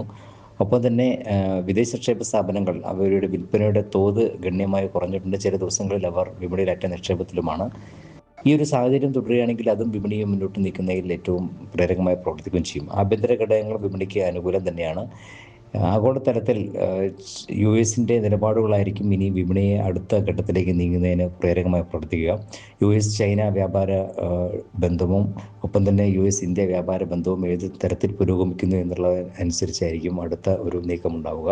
അത് അനുകൂലമായിരിക്കുമെന്ന് തന്നെയാണ് ഇപ്പോൾ പ്രതീക്ഷിക്കുന്നതും. അതിൻ്റെ ഒരു പ്രതിഫലനമാണ് വിപണിയിൽ ഇപ്പോൾ കാണുന്നതും. എന്തായാലും ഇന്നും നേട്ടത്തിൽ തന്നെ വ്യാപാരം പുരോഗമിക്കും. ദിവസത്തിന്റെ 2ാം പകുതിയായിരിക്കും നിർണായകം. ഞാൻ നേരത്തെ സൂചിപ്പിച്ച മുൻനിര സൂചികയായ നിഫ്റ്റിയുടെ 26,000 എന്ന നിലവാരമായിരിക്കും ഏറ്റവും പ്രധാനം. ആ ഒരു നിലവാരത്തിന് മുകളിൽ ഇന്ന് മറികടന്ന് വ്യാപാരം നടന്നേക്കുമെന്ന് തന്നെയാണ് കരുതുന്നത്. ഇന്നത്തെ വിപണി വിലയിരുത്തൽ നടത്തുകയായിരുന്നു ഓഹരി വിദഗ്ധൻ K ദിലീപ്. സ്പെയിനിൽ നടന്ന ഇന്റർനാഷണൽ മോട്ടോ സ്റ്റുഡൻറ് 2025 ഏഷ്യൻ വിജയികളായി അമൃത യൂണിവേഴ്സിറ്റി. ഫ്യൂവൽ വിഭാഗത്തിലെ ബെസ്റ്റ് റൂക്കി ടീം അവാർഡാണ് അമൃത സർവകലാശാല കോയമ്പത്തൂർ ക്യാമ്പസിലെ മെക്കാനിക്കൽ എഞ്ചിനീയറിംഗ് വിഭാഗം കരസ്ഥമാക്കിയത്. ലോക റാങ്കിങ്ങിൽ 14ാം സ്ഥാനവും ടീം സ്വന്തമാക്കി. സ്പെയിനിലെ മോട്ടോർലാൻഡ് അരഗോണിൽ നടന്ന മോട്ടോ സ്റ്റുഡന്റ് ഇന്റർനാഷണൽ മത്സരത്തിലാണ് അമൃത സർവകലാശാല കോയമ്പത്തൂർ ക്യാമ്പസിലെ മെക്കാനിക്കൽ എഞ്ചിനീയറിംഗ് വിഭാഗം ടീമായ മോട്ടോ അമൃത ഏഷ്യൻ ചാമ്പ്യന്മാരായത്. ഇ ഫ്യൂവൽ വിഭാഗത്തിലെ ബെസ്റ്റ് റൂക്കി ടീം അവാർഡാണ് ടീം കരസ്ഥമാക്കിയത്. 8ാം പതിപ്പിലേക്ക് കടന്ന മോട്ടോ സ്റ്റുഡന്റ് ലോകത്തിലെ പ്രമുഖ യൂണിവേഴ്സിറ്റി തല മോട്ടോർ സ്പോർട്സ് മത്സരങ്ങളിൽ ഒന്നാണ്. 20 രാജ്യങ്ങളിൽ നിന്നുള്ള 86 ടീമുകളാണ് ചാമ്പ്യൻഷിപ്പിൽ പങ്കെടുത്തത്. എഞ്ചിനീയറിംഗ് മികവ്, സുസ്ഥിരത, നൂതനത്വം എന്നിവ സംയോജിപ്പിച്ച് ഇലക്ട്രിക് ഇ ഫ്യൂവൽ സാങ്കേതിക വിദ്യകളിൽ പ്രവർത്തിക്കുന്ന പ്രോട്ടോടൈപ്പ് മോട്ടോർ സൈക്കിളുകൾ വിദ്യാർത്ഥികൾ രൂപകൽപ്പന ചെയ്യുകയും വികസിപ്പിക്കുകയും ഓടിക്കുകയും ചെയ്യുന്ന മത്സരമാണിത്. നൂതനത്വം, രൂപകൽപ്പന, പ്രോജക്ട് നിർവഹണം എന്നിവ വിലയിരുത്തുന്ന MS1 ഘട്ടത്തിൽ മോട്ടോ അമൃത ടീം ലോക റാങ്കിങ്ങിൽ 14ാം സ്ഥാനമെന്ന ശ്രദ്ധേയമായ നേട്ടവും കൈവരിച്ചു. കഴിഞ്ഞ ഒരു വർഷത്തെ പഠനവും പ്രയത്നവുമാണ് വലിയ വിജയത്തിന് പിറകിലെന്ന് മത്സരത്തിൽ പങ്കെടുത്ത വിദ്യാർത്ഥികൾ വ്യക്തമാക്കി. Our journey was filled with passion and commitment, and interacting with teams from all over the world from various countries had opened our eye and enlightened in how teams should properly function, and we had grown together as a team throughout the years. ഒരു രാജ്യാന്തര മത്സരത്തിൽ വിജയിക്കാൻ കഴിഞ്ഞു എന്നത് വലിയ ആത്മവിശ്വാസവും ധൈര്യവുമാണ് വിദ്യാർത്ഥികൾക്ക് സമ്മാനിച്ചതെന്ന് Amrita വിശ്വവിദ്യാപീഠത്തിലെ mechanical engineering വിഭാഗം അസിസ്റ്റന്റ് പ്രൊഫസർ M. ശിവനേശൻ പറഞ്ഞു. Basically, by participating in this kind of competition helps the students very much in terms of their placement, their career growth, everything. അമൃതയെ പ്രതിനിധീകരിച്ച് വിദ്യാർത്ഥികളായ Sreeharish R, Raghav പളനികുമാർ S, Arun Vijay AR, PL Ashwanth, Mithun KR, Mahalakshmi M എന്നിവരാണ് മത്സരത്തിനിറങ്ങിയത്. News desk, Amrita news. ശൂരൻപടയുടെ ചെമ്പടക്കുട്ടി കോലം തുള്ളും താളം എന്ന നരൻ സിനിമയിലെ സൂപ്പർ ഹിറ്റ് ഗാനം എല്ലാവരും കേട്ടിട്ടുണ്ടാവും. ഇത് പാട്ടിൽ വെറുതെ പറഞ്ഞു പോകുന്ന ഒന്നല്ല. കൈതപ്രം എഴുതിയ പാട്ടിലെ ഈ ശൂരൻപട കോഴിക്കോട് തിരുവണ്ണൂരുകാരുടെ ഉത്സവം കൂടിയാണ്. ശൂരൻപടയുടെ കാഴ്ചകൾ കാണാൻ വേണ്ടി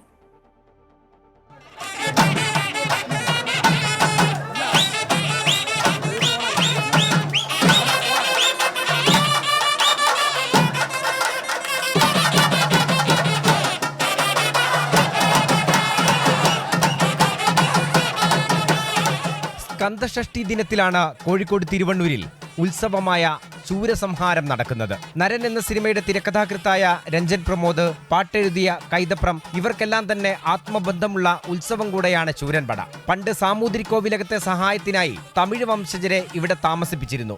അവർ ഈ മണ്ണിൽ വേരുറപ്പിച്ചപ്പോൾ തങ്ങളുടെ ആരാധനാമൂർത്തിയായ സുബ്രഹ്മണ്യനെയും കൂടെ കൊണ്ടുവന്ന് ഇവിടെ ക്ഷേത്രമുണ്ടാക്കി ആരാധിച്ചു. തമിഴർ പോയെങ്കിലും ആ പെരുമ ഇന്നും നാടിന്റെ ജനകീയ ഉത്സവമായി മാറിക്കഴിഞ്ഞു. തമിഴ് പാരമ്പര്യത്തിൽ ശൂരൻ പോരെന്നാണെങ്കിൽ ശൂരസംഹാരമാണ് തിരുവണ്ണൂരിൽ. ഈ 6 വയസ്സിലാണ് ഈ പറയുന്ന വധങ്ങളൊക്കെ നടത്തുന്നത്. താരകാസുരനെയും ശൂരപത്മാസുരനെയൊക്കെ വധിക്കുന്ന വധങ്ങൾ. ശൂരപത്മാസുരൻ്റെ കഥ സ്കന്ദപുരാണത്തിലും താരകാസുരൻ്റെ വധ കാളിദാസൻ്റെ കുമാര സംഭവത്തിലും. പക്ഷേ അതിൽ താരകാസുര വധമൊന്നുമില്ല. ഇവിടെ പക്ഷെ അതുണ്ട്.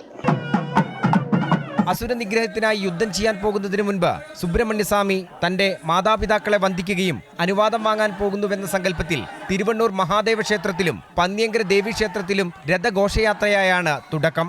പിന്നീട് ശൂരൻ പോരിന്റെ വേദി ആൽത്തറയിലേക്ക് മാറും. താരകാസുരൻ, ശൂരപത്മാസുരൻ, വീരബാഹു എന്നിവരുടെ കൂറ്റൻ കോലങ്ങളുള്ള കൈവണ്ടികളും ഗണപതി ഭഗവാന്റെയും സുബ്രഹ്മണ്യസ്വാമിയുടെയും രഥങ്ങളും ആൽത്തറയ്ക്ക് ചുറ്റും യുദ്ധാന്തരീക്ഷം സൃഷ്ടിക്കും.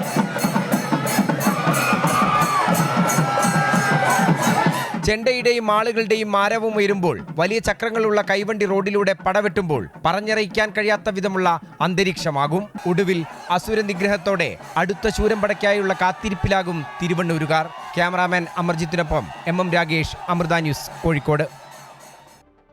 KSRTC കൂടുതൽ ജനകീയമാക്കാൻ AI കണക്ട് ആപ്പുമായി എത്തുകയാണ് ആലപ്പുഴയിലെ ഒരു കൂട്ടം വിദ്യാർത്ഥികൾ. ചെങ്ങന്നൂർ IHRD എഞ്ചിനീയറിംഗ് കോളേജ് 3ാം വർഷ വിദ്യാർത്ഥികളാണ് ഈ പുതിയ സാങ്കേതിക വിദ്യയെ പരിചയപ്പെടുത്തുന്നത്. രാത്രികാലങ്ങളിൽ KSRTC ബസ്സിൽ യാത്ര ചെയ്യുമ്പോൾ നിങ്ങൾ എവിടെ എത്തി, അഥവാ ഇറങ്ങേണ്ട സ്ഥലം എത്താറായോ എന്നോർത്ത് ബുദ്ധിമുട്ടാറുണ്ടോ? എന്നാൽ ഇനി ആ പേടി വേണ്ട.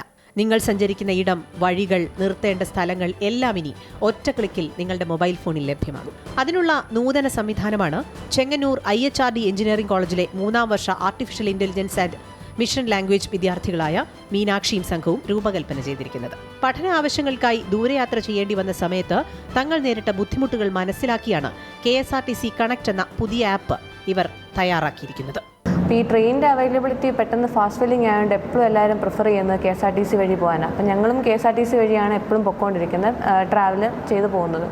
അപ്പം അന്നേരം ഞങ്ങൾക്ക് തോന്നിയ കുറച്ച് ലിമിറ്റേഷൻ അതൊന്ന് ഓവർകം ചെയ്ത് കഴിഞ്ഞാൽ ഈ ഒരു സെക്ടറിനെ നമ്പർ 1 എത്തിക്കാം എന്നുള്ളൊരു രീതിയിലാണ് ഞങ്ങൾ ഈ ഒരു ആപ്ലിക്കേഷൻ ഇപ്പം സ്റ്റിൽ ഡെവലപ്പ് ചെയ്തുകൊണ്ടിരിക്കുന്നത്.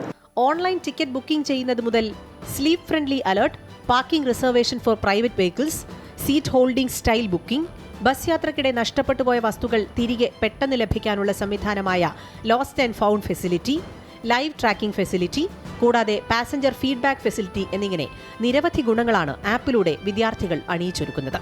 മീനാക്ഷിയെ കൂടാതെ US Kashinath, P Pradeep, Nandu Prasad, S Anusree, Parvathy V Nair എന്നിവരും ആപ്പിന്റെ രൂപകൽപ്പനയ്ക്കും മറ്റും ഒപ്പമുണ്ട്. College principal VS Hari, machine learning അധ്യാപിക ശാന്തി വിശ്വം, ക്ലാസ് അഡ്വൈസർ ശ്യാമ എന്നിവരുടെ മാർഗനിർദ്ദേശത്തോടെയാണ് വിദ്യാർത്ഥികൾ ആപ്പ് തയ്യാറാക്കിയത്. ഇത് ശരിക്കും അവരുടെ ഒരു സബ്ജക്റ്റിനെ ബേസ് ചെയ്ത് ഒരു ചെറിയൊരു അവർക്ക് ഈ മെഷീൻ ലേണിങ്ങിൻ്റെ അൽഗോരിതം എങ്ങനെ യൂസ് ചെയ്യണം, പിന്നെ ഡേറ്റ സെറ്റ് എങ്ങനെ ട്രെയിൻ ചെയ്യണം, അതിനൊക്കെ വേണ്ടി ഒരു ചെറിയൊരു മോഡൽ ക്രിയേറ്റ് ചെയ്യാൻ വേണ്ടിയേ ഉണ്ടായിരുന്നുള്ളൂ. അപ്പോൾ അന്നേരം അവർ ഇത് ക്രിയേറ്റ് ചെയ്യുന്ന സമയത്ത് കുറച്ച് അവർക്കൊരു ഇതിന് എന്തെങ്കിലും സാധ്യതയുണ്ട് എന്ന് തോന്നിയിട്ടാണ് കുറച്ചും കൂടെയൊക്കെ ഫങ്ഷനാലിറ്റീസ് അതിനകത്ത് ആഡ് ചെയ്ത് അവർ ഇങ്ങനെ ഡെവലപ്പ് ചെയ്തത്. ഒരു 2 months ഏകദേശം അത്ര ആയിട്ടുള്ളൂ അവരുടെ ഈ ഒരു പ്രോജക്റ്റിൻ്റെ കാര്യം തുടങ്ങിയിട്ട്. ഒരു 3rd സെമസ്റ്റർ സ്റ്റുഡൻസ് എന്നുള്ള രീതിയിൽ അവർ ഇത്രയും നാളും പഠിച്ചതിനേക്കാളും കൂടുതൽ കാര്യങ്ങൾ അവർ സ്വയം കുറേ കണ്ടെത്തിയിട്ടാണ് ഇത്രയും ആപ്പ് അവർ ഇത്രയും ഫങ്ഷനാലിറ്റീസ് ഒക്കെ ഇൻക്ലൂഡ് ചെയ്തത്. അപ്പം നമ്മളുടെ ഭാഗത്തുനിന്ന് അവർക്ക് ടോപ്പിക് സെലക്ഷൻ്റെ ഒരു സജഷൻ ഉണ്ടായിരുന്നു. അവർ കൊണ്ടു തന്നപ്പോൾ നമുക്കത് എത്രത്തോളം ചെയ്യാൻ പറ്റും എന്നുള്ള രീതിയിലൊരു അനാലിസിസ് നടത്തിയിട്ടാണ് അവർക്ക് ടോപ്പിക്സ് ചൂസ് ചെയ്യാനൊക്കെയുള്ള ഇത് ഹെൽപ്പ് ചെയ്ത് കൊടുത്തത്. ബാക്കി ഫങ്ഷനാലിറ്റീസ് ഒക്കെ അവർ നമുക്ക് നമ്മളടുത്ത് ഇങ്ങോട്ട് വന്നാണ് കൂടുതലും സജഷൻസ് പറയുന്നത് ഇങ്ങനെ ചെയ്യാമെന്നുള്ളതാണ്. അപ്പം ഒരു 99% ഇൻപുട്ട് എന്ന് പറയുന്നത് അവരുടെ കയ്യിൽ നിന്ന് മാത്രമുള്ളതാണ്. പുതിയ ആപ്പിന്റെ സവിശേഷതകൾ ഗതാഗത വകുപ്പ് മന്ത്രി KB ഗണേഷ് കുമാറിന് വിശദീകരിച്ചു നൽകുകയും വകുപ്പ് ഉദ്യോഗസ്ഥന്മാർ പരിശോധിച്ച ശേഷം MDക്ക് നൽകാൻ നിർദ്ദേശിക്കുകയുമായിരുന്നു. ആപ്പ് ക്ലിക്കായതോടെ നിലവിലുള്ള ന്യൂനതകൾ പരിഹരിച്ച് കൂടുതൽ മെച്ചപ്പെടുത്തുന്ന എല്ലാ സഹായവും വിദ്യാർത്ഥികൾക്ക് നൽകുമെന്ന് ഇതോടെ ഉദ്യോഗസ്ഥർ അറിയിച്ചു. അമൃത ന്യൂസ്, ആലപ്പുഴ. നുഴഞ്ഞു കയറാൻ ശ്രമിക്കുന്ന ഭീകരർ ജാഗ്രത. ഇന്ത്യയുടെ അതിർത്തികളിൽ ഇപ്പോൾ ഡബിൾ പ്രൊട്ടക്ഷനാണ്.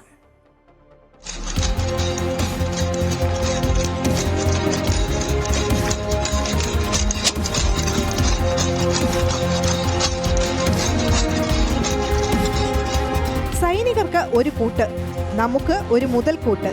അതിർത്തി കാക്കാൻ ഇനി റോബോട്ടിക് പട്ടാളവും ഉണ്ടാകും. സൈനികരുടെ പോരാട്ട വീര്യത്തിനൊപ്പം പുതിയ AI കാവൽഭടന്മാരുടെ നിതാന്ത ജാഗ്രത കൂടിയാകുമ്പോൾ നമ്മുടെ അതിർത്തികൾ കൂടുതൽ സുരക്ഷിതമാവുകയാണ്. സദാസമയവും കണ്ണും കാതും കൂർപ്പിച്ചിരിക്കുന്നുണ്ടിവർ. പുതിയ ഭടന്മാരുടെ കണ്ണു വെട്ടിച്ച് അതിർത്തി കടക്കുക ഇനി അത്ര എളുപ്പമാവില്ല.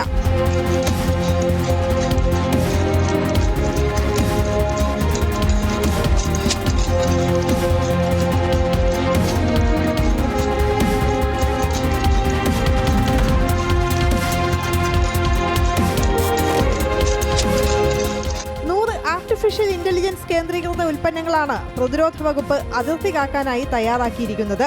മൾട്ടി യൂട്ടിലിറ്റി ലെഗ് എക്യുപ്മെന്റ് അഥവാ റോബോട്ടിക് മ്യൂൾ എന്നാണ് ഇതറിയപ്പെടുന്നത്. നമുക്ക് ചിന്തിക്കാൻ കഴിയുന്നതിന് അപ്പുറമുള്ള സാങ്കേതിക വിദ്യകളാണ് ഇന്ത്യൻ ആർമിയുടെ ഡിസൈൻ ബ്യൂറോ വികസിപ്പിച്ച റോബോട്ടിക് സംവിധാനത്തിലുള്ളത്. 95 ഡിഗ്രി വരെ കാഴ്ച ലഭിക്കുന്ന ക്യാമറകളാണ് ഇവയുടെ ഏറ്റവും വലിയ പ്രത്യേകത. രാത്രിയിൽ പോലും അകലെ നടക്കുന്ന കാര്യങ്ങൾ കൃത്യമായി ക്യാമറയിൽ പതിയും. മനുഷ്യരുടെ മുഖമടക്കം വ്യക്തമായി തിരിച്ചറിയാൻ പറ്റും. ആരെങ്കിലും നുഴഞ്ഞു കയറുന്നതായി കണ്ടാൽ ഉടൻ തന്നെ അലാറം പുറപ്പെടുവിക്കും. ആ സമയത്തെ ഫോട്ടോ, എടുത്ത സമയം എന്നിവയടക്കം രേഖപ്പെടുത്തി വയ്ക്കും. വ്യക്തിയുടെ മുഖം പതിഞ്ഞാൽ അത് ഡേറ്റാബേസിലുള്ള ഫോട്ടോയുമായി ഒത്തുനോക്കും. നുഴഞ്ഞുകയറ്റക്കാർ നിശ്ചിത പരിധിയിലെത്തിയാൽ പ്രത്യേക കമാൻഡുകൾ കൂടാതെ തന്നെ സ്വയം വെടിയുതിർക്കാനും ഇതിന് സാധിക്കും. ഓരോ റോബോട്ടിനും അതിർത്തിയിൽ നിരീക്ഷണത്തിനായി നിശ്ചിത ഭാഗം നൽകിയിട്ടുണ്ട്. ഒറ്റ ചാർജിൽ 4 മണിക്കൂർ നേരം പ്രവർത്തിക്കാം. സദാസമയവും ഒരറ്റത്ത് നിന്ന് മറ്റൊരറ്റത്തേക്ക് പോയി തിരിച്ചു വരും. ബാറ്ററിയുടെ ശക്തി കുറഞ്ഞാൽ അത് സ്വയം ചാർജിംഗ് സ്റ്റേഷനിലെത്തി ഫുൾ ചാർജാകും. മനുഷ്യരുടെ സമ്പൂർണ്ണ നിയന്ത്രണത്തോടെയോ ഓട്ടോമാറ്റിക്കായോ ഇവയെ പ്രവർത്തിപ്പിക്കാം. ഏത് പ്രതികൂല കാലാവസ്ഥയിലും റോബോട്ട് സൈനികർക്ക് പ്രവർത്തിക്കാൻ കഴിയും. കൂറ്റൻ മലനിരകൾ പുല്ലുപോലെ കയറിയിറങ്ങും. 15 കിലോഗ്രാം വരെ ഭാരം വഹിച്ച് അനായാസമായി നീങ്ങാം. വെള്ളത്തിലൂടെയും സഞ്ചരിക്കാൻ കഴിയും. മനുഷ്യജീവൻ അപകടത്തിലാക്കാതെ നിർണായക സാഹചര്യങ്ങളിൽ സൈനികർക്ക് അവശ്യ സാധനങ്ങൾ എത്തിക്കുന്നതിനും നിരീക്ഷണ ശേഷി വർദ്ധിപ്പിക്കുന്നതിനും ഇത് ഇന്ത്യൻ സൈന്യത്തെ സഹായിക്കും. അതിശക്തമായ നിരീക്ഷണ സുരക്ഷാ സംവിധാനമാണ് ഇപ്പോൾ തന്നെ നമ്മുടെ അതിർത്തികളിലുള്ളത്. ഓപ്പറേഷൻ സിന്ദൂറിന് ശേഷം പഴുതടച്ച സംവിധാനം കൊണ്ടുവരികയാണ് സർക്കാർ ലക്ഷ്യം. രാജ്യത്തിന്റെ വികസനത്തിനായി നൂതന സാങ്കേതിക വിദ്യകളെ സമസ്ത മേഖലകളിലും ഉപയോഗപ്പെടുത്താനുള്ള നിശ്ചയദാർഢ്യത്തിന്റെ ഉദാഹരണം കൂടിയാണ് റോബോട്ടിക് മ്യൂളുകൾ.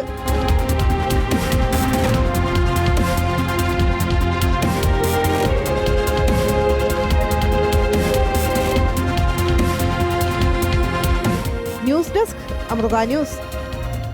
നമ്മൾ ഏത് മേഖലയിൽ പ്രവർത്തിക്കുന്നവരും ആവട്ടെ, വിജയിക്കാൻ പഠനമികവും തൊഴിൽ മേഖലയിലെ നൈപുണ്യവും മാത്രം പോരാ. ഏറ്റവും പ്രധാനപ്പെട്ട ഒരു ഘടകം കൂടി ആവശ്യമുണ്ട് നമുക്ക് വെട്ടിത്തിളങ്ങാൻ. അതിനെക്കുറിച്ച് അറിയാം.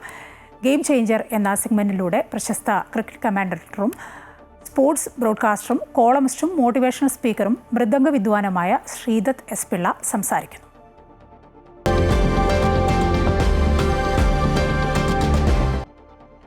കുറേ നാളായിട്ട് നമ്മുടെ നാട്ടിൽ, അതായത് കേരളത്തിലുള്ളൊരു ട്രെൻഡാണ്, എവിടെ നോക്കിയാലും ഇങ്ങനെ ഫ്ലക്സുകൾ കാണാം. ഓക്കെ, ഞാൻ കേരളത്തിൻ്റെ പുറത്ത് ജീവിക്കുന്ന ആൾ. അപ്പോൾ ആദ്യമായിട്ട് ഇത് ഞാൻ കണ്ടു തുടങ്ങിയപ്പം ഒന്ന് ആനകളുടെയാണ്. അതായത് ഈ ഉത്സവമൊക്കെ വരുമ്പോൾ തന്നെ ഈ ആന വരുന്നു. എൻ്റെ വളരെ വ്യക്തിപരമായ അഭിപ്രായം പറയുകയാണെങ്കിൽ ആ ജന്തുവിനോട് അല്ലെങ്കിൽ ആ ഒരു ബ്യൂട്ടിഫുൾ ക്രീച്ചറിനോട് നമ്മൾ ചെയ്യുന്ന ഏറ്റവും വലിയ ശത്രുതയാണ്. നമ്മളുടെ ചൂടിൽ അതിനെ എന്ത് ചെയ്യിച്ചാലും, അതിപ്പോൾ ദൈവത്തിൻ്റെ പേരിലായാലും ആരുടെ പേരിലായാലും, എൻ്റെ പേഴ്സണൽ ഒപ്പീനിയൻ ഞാൻ പറയുന്നത്, അത് നമുക്ക് വേറെ ദിവസം അതിനെപ്പറ്റി സംസാരിക്കാം. പിന്നെയുള്ള ഫ്ലക്സ് കാണുന്നത്, ഞാൻ ആദ്യം ഇതൊക്കെ കാണുമ്പോൾ ഞാൻ പേടിച്ചു പോയി. കാരണം ഒരു കൊച്ചു കുട്ടിയുടെ പടം വെച്ചിരിക്കുന്നു. എന്തു പറ്റി? സാധാരണ ഈ മരിച്ചവരുടെയാണല്ലോ ഇങ്ങനെ നമ്മൾ പലത്തുനിന്ന് കാണുന്നത്. താഴെ എഴുതിയിരിക്കുന്നു, എല്ലാ വിഷയങ്ങൾക്കും A അല്ലെങ്കിൽ A+ കരസ്ഥമാക്കിയ കുട്ടിക്ക് അഭിനന്ദനങ്ങൾ. നല്ല കാര്യം തന്നെ അഭിനന്ദിക്കുന്നത്, പക്ഷേ ഇതൊരു വലിയൊരു കാര്യമൊന്നുമല്ല. ഇന്നത്തെ ഒരു സിറ്റുവേഷനിൽ ഒരു A+ നേടിയെന്ന് പറയുന്നത് വലിയ ഹിമാലയൻ കാര്യങ്ങളൊന്നുമല്ല. അങ്ങനെ സെലിബ്രേറ്റ് ചെയ്യാൻ പറ്റിയൊരു കാര്യമാണെന്ന് എനിക്ക് തോന്നുന്നില്ല. This my personal view. ഞാൻ പറഞ്ഞു വരുന്ന കാര്യം, നമ്മളുടെ സംസ്ഥാനം ഓൾമോസ്റ്റ് 100% ലിറ്ററസി ഉള്ള, അല്ലെങ്കിൽ സാക്ഷരത ഓൾമോസ്റ്റ് 100% ഉണ്ട്. ഏറ്റവും കൂടുതൽ സാക്ഷരതയുള്ള സംസ്ഥാനങ്ങളിൽ ഒന്നാണ്. പക്ഷെ നമ്മൾ പലപ്പോഴും അഡ്രസ്സ് ചെയ്യാത്ത വേറൊരു കാര്യം കൂടെ. ഏറ്റവും കൂടുതൽ സാക്ഷരതയുള്ള സംസ്ഥാനങ്ങളിൽ ഏറ്റവും കൂടുതൽ അൺഎംപ്ലോയ്മെൻ്റ് ഉള്ള ഒരു സംസ്ഥാനവും നമ്മുടെയാണ്. നമ്മൾ പലപ്പോഴും പറയാറില്ല. കാരണം നമുക്ക് മാർക്സും ഗ്രേഡ്സും ഒക്കെ കാണും, പക്ഷേ സ്കിൽസ് പലപ്പോഴും വളരെ കുറവാണ്. ഞാനിന്ന് പറഞ്ഞു വരുന്നത്, ഇന്ദിരാ നൂയി, അതായത് ഞാൻ മറ്റൊരു വീഡിയോയിലും ഇന്ദിരാ നൂയിയെ പറ്റി പറഞ്ഞ് എനിക്ക് ഓർമ്മയുണ്ട്.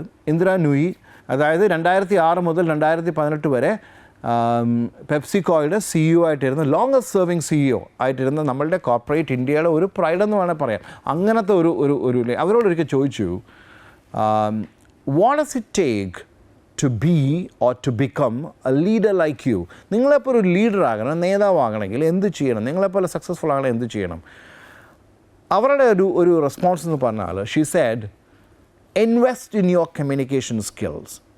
You can never over invest in your communication skills. അതായത് നമുക്കൊരിക്കലും കമ്മ്യൂണിക്കേഷൻ സ്കിൽസ് എന്ന് പറയുന്ന ആ ഒരു സ്കിൽ സെറ്റ്സിൽ നമുക്ക് എത്ര നമ്മൾ ഇൻവെസ്റ്റ് ചെയ്താലും, എത്ര നമ്മൾ അത് ഷാർപ്പൻ ചെയ്യാൻ അല്ലെങ്കിൽ ഇമ്പ്രൂവ് ചെയ്യാൻ നമ്മൾ ശ്രമിച്ചാലും ഒരിക്കലും കൂടുതലാവില്ല. കാരണം ഈ കമ്മ്യൂണിക്കേറ്റ് ചെയ്യാനുള്ള കഴിവ് മനുഷ്യനാക്കുന്നൊരു കഴിവുകളിലൊന്നാണത്, അല്ലേ?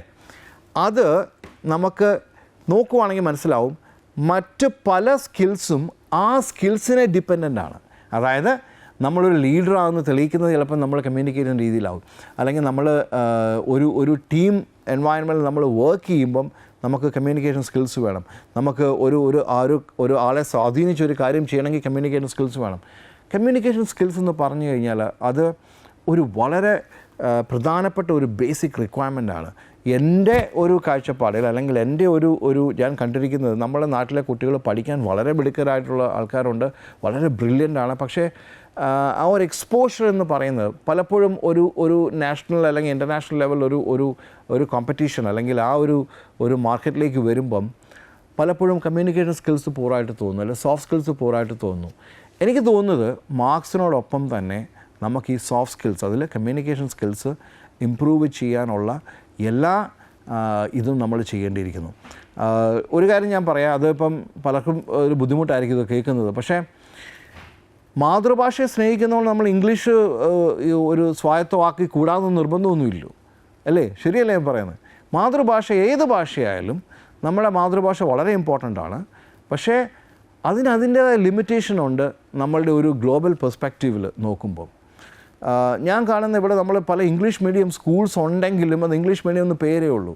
I think we should encourage students to speak in English because ഒരു കോമ്പറ്റേറ്റീവ് ലെവലിലേക്ക് പോകുമ്പം അതും ഇമ്പോർട്ടൻ്റ് ആണ്.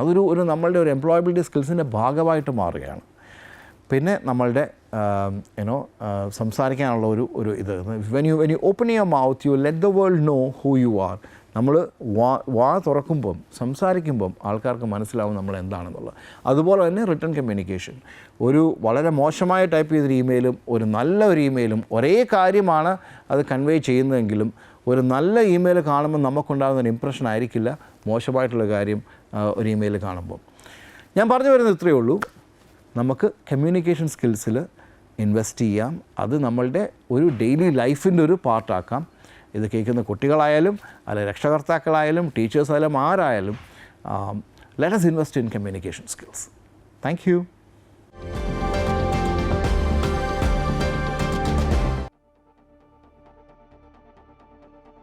അടിമാലി മണ്ണിടിച്ചിലിൽ പരിക്കുപറ്റിയ സന്ധ്യയുടെ കാൽ മുറിച്ചു മാറ്റി. ഇടതുകാലാണ് മുറിച്ചു മാറ്റിയത്. ശസ്ത്രക്രിയയിൽ രക്തയോട്ടം പുനഃസ്ഥാപിച്ചെങ്കിലും മസിലുകൾ ചതഞ്ഞരഞ്ഞതിനാൽ കാല് മുറിച്ചു മാറ്റാതെ മറ്റു മാർഗങ്ങൾ ഉണ്ടായിരുന്നില്ലെന്ന് ആശുപത്രി അധികൃതർ വ്യക്തമാക്കി. തകർന്ന വീട്ടിൽ സന്ധ്യ മണിക്കൂറുകളോളം കുടുങ്ങിക്കിടന്നിരുന്നു. ദുരന്തത്തിൽ സന്ധ്യയുടെ ഭർത്താവ് ബിജു മരിച്ചു. അതേസമയം സന്ധ്യയുടെ ചികിത്സാ ചെലവ് വഹിക്കാമെന്ന് സർക്കാർ വാഗ്ദാനം നൽകിയെങ്കിലും തുടർ നടപടികൾ ഇതുവരെ ഉണ്ടായില്ലെന്ന് ബന്ധുക്കൾ ആരോപിച്ചു. ഭിന്നശേഷിക്കാരനടങ്ങുന്ന കുടുംബത്തെ പെരുവഴിയിലാക്കിയ ബാങ്ക് അധികൃതരുടെ ജപ്തിക്കെതിരെ പ്രതിഷേധം. ആലുവ അർബൻ സഹകരണ ബാങ്കാണ് കീഴ്മാട് ചാലക്കൽ സ്വദേശി വൈരമണിയെയും കുടുംബത്തെയും പുറത്താക്കിക്കൊണ്ട് വീട് ജപ്തി ചെയ്തത്.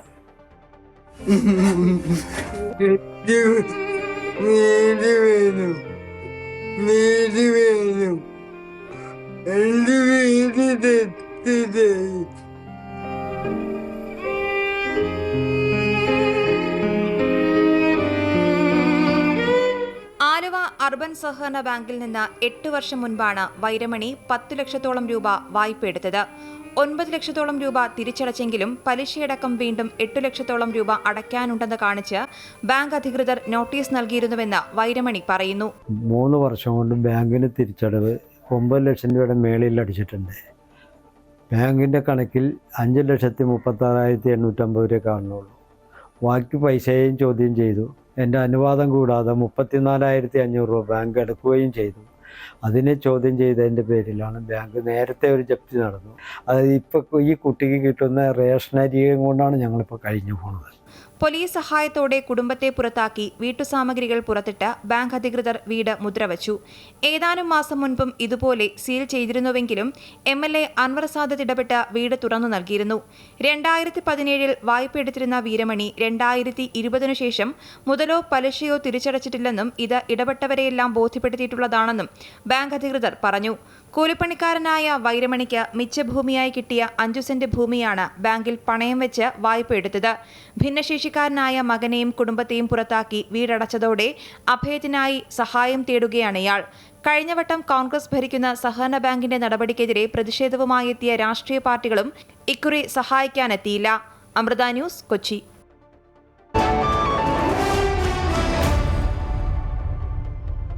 ഇന്ത്യ ഓസ്ട്രേലിയ T20 പരമ്പരയ്ക്ക് ഇന്ന് ഓസ്ട്രേലിയൻ തലസ്ഥാനമായ കാൻബറയിൽ തുടക്കമാകും. സൂര്യകുമാർ യാദവ് നയിക്കുന്ന ടീമിന്റെ വൈസ് ക്യാപ്റ്റൻ ശുമാൻ ഗില്ലാണ്.